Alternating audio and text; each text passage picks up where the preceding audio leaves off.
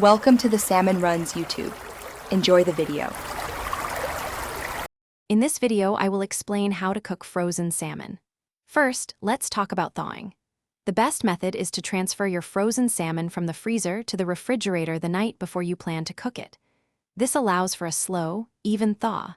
If you're short on time, you can submerge the sealed package of salmon in a bowl of cold water, changing the water every 15 minutes for about 30 to 60 minutes until thawed. Never thaw at room temperature. Once your salmon is thawed, proper preparation is key for a delicious meal. Begin by gently patting the salmon fillets completely dry with paper towels. This step is crucial for achieving that desirable crispy skin when cooking. Next, season generously.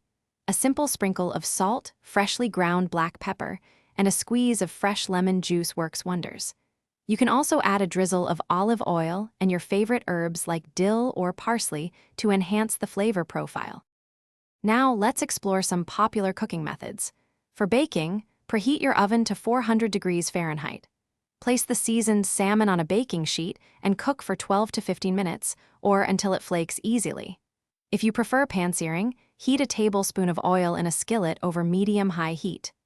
Cook skin side down for 4 to 6 minutes, then flip and cook for another 2 to 4 minutes. Air frying at 375 degrees Fahrenheit for 10 to 12 minutes is also a great option. Knowing when your salmon is perfectly cooked is essential. The easiest way to check is by gently flaking it with a fork at its thickest part. It should separate easily and appear opaque throughout. For precise results, use a meat thermometer to ensure the internal temperature reaches 145 degrees Fahrenheit. Serve your perfectly cooked salmon immediately with your favorite side dishes, such as roasted asparagus, a fresh salad, or fluffy rice, for a complete and satisfying meal. Thanks for watching. Consider subscribing if we helped you.